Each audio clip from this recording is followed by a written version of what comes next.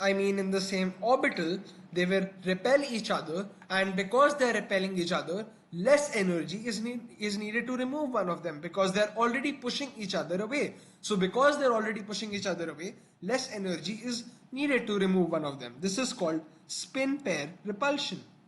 Spin pair repulsion. So this is why oxygen has a lower first ionization energy than nitrogen. Then the third thing that you see is that the last element of one period and the first element of the next period have a large difference. So you know that the last element of the first period is helium and the first element of the second period is lithium. So this large difference.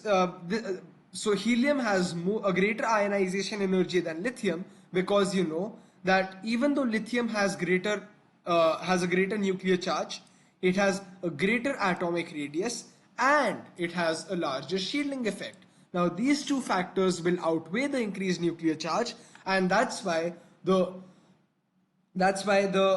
ionization of the first element of one period will be far less than the ionization energy of the last element in the period before it. And that's why you see the same trend with neon and sodium. Neon is the last element of the second period. Sodium is the first element of the third period. So sodium has a greater nuclear charge. However, it has greater atomic radius and it has a greater shielding effect by full electron shells. So it will have a lower ionization energy than neon. So all of these explanations that we did over here are written right here. So actually I have yeah, oh no, this is fine, yeah. So all the explanations that we've done I've written over here. As we move across a period, there is a general increase in ionization energy. This is because across the period, nuclear charge increases. Consequently, atomic radius remains slightly relatively same, or it actually decreases because the increasing nuclear charge, it pulls that outer shells towards itself. So because it pulls the outer shells towards itself, the atomic radius is actually decreasing. Because the number of shells is the same, but the nuclear charge is greater, so the outermost electron is pulled closer to the nucleus.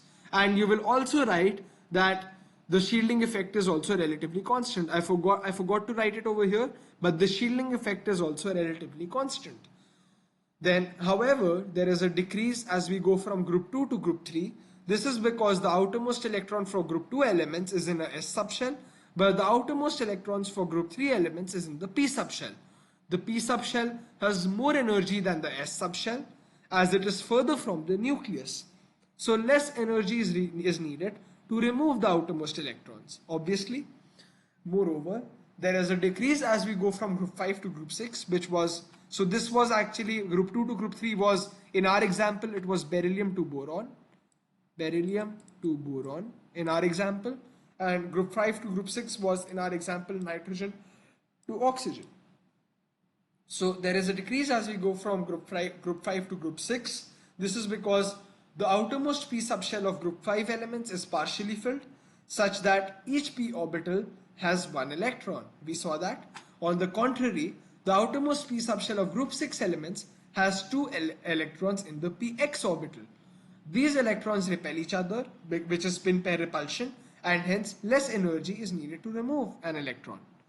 Ionization energy decreases from the last element of one period to the first element of the next period because even though nuclear charge increases, atomic radius and shielding by full inner shells also increases. And these two factors outweigh the increased nuclear charge, so the force of attraction between the nucleus and outermost electrons is lower. So less energy is needed to remove an electron. So these are all the explanations. I hope you've understood them. You can note them down.